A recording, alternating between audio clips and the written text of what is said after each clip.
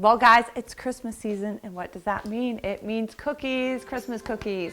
And you know, we often overindulge. There's lots of sugar and lots of butter and all that kind of stuff, but we have the most versatile recipe here that is so good. You're gonna love it. You can make any kind of cookie with it. We can make roll cookies, we can make drop cookies. Today we're making actually kind of fruit-filled thumbprints, and they're so good for us and good for the dog. So let's get cooking.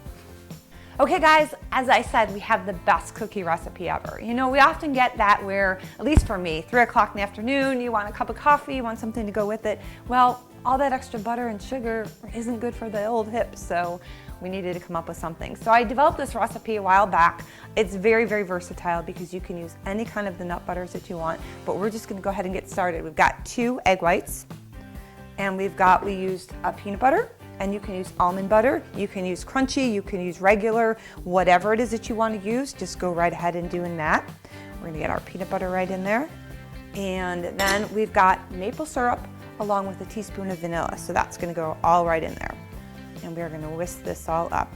And what I like about this recipe is it not only is great for like the rolled cookies or the thumbprints like we're gonna do right now, it's also really wonderful for making rolled cookies. So you can make the cutout cookies and then be able to decorate those as well. So we're just gonna whisk up all our peanut butter and all our maple syrup and all our good stuff, egg whites there, get that going real good. Very easy, very simple. Put that under there. Now we're gonna put in our dry ingredients, which our dry ingredients are oat flour.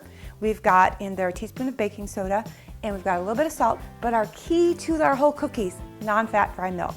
Anytime you add non-fat dry milk to any type of a cookie recipe, it makes them tender and it makes them chewy, which is really, really good because we don't have all the oils and all the fats from the butter, so we want to be able to make sure that we're keeping them super good and super moist. So we're just gonna mix this up real well here. And this recipe makes, probably maybe about 2 dozen or so. It's kind of maybe a little bit under, depending upon how big you want to roll them. If you want to roll them by hand or you want to kind of roll them by, with a cookie scoop or whatever it may be. See how this dough is coming together. And like I said, it works really, really good for if you want to do a rolled cookie or cutout cookie. What you want to do is you want to make sure that you chill that dough a little bit so this way it rolls a little bit easier, along with being able to put it a little bit more oat flour if you want to kind of put that in. So super simple. We're going to get out our 2 trays and we're just going to start rolling our cookie balls. Very easy. And as I said, you can take it, you can do it with a scoop, or you can do it by hand. I'm so used to doing it by hand from the bakery that it's kind of like, might as well just keep it going in that. So we're going to roll these all up and get these all going, get them in the oven, and we're going to come back with a puppy and we are going to taste these, and I guarantee you everybody's going to be very, very happy in this holiday season. To you about our little cream cheese filling. So we put a little bit of cream cheese, like 3 tablespoons of cream cheese, 3 tablespoons of Greek yogurt, and a tablespoon of maple syrup. So all we're going to do is we're going to thumbprint down our cookies, and this adds that little bit of sweetness along with putting in our fruit on top of it. So we're just going to get that all done, and then we're going to very easily, like I said, get these all in. And this is actually a fun thing to do with the kids as well.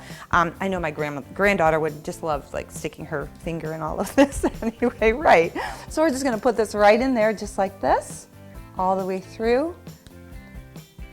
And this is perfect. This also works really, really good if you are doing the cutouts and you want to decorate them. You just make it a little bit thick, you can border it. You can take this cookie dough and you can make like a snowflake cutout for the dogs and for people. Like I said, don't forget, these are gluten-free. These are awesome, they taste great, and I know everybody is gonna love them. So I'm just gonna finish up here. And next time I come back, I promise to have a puppy.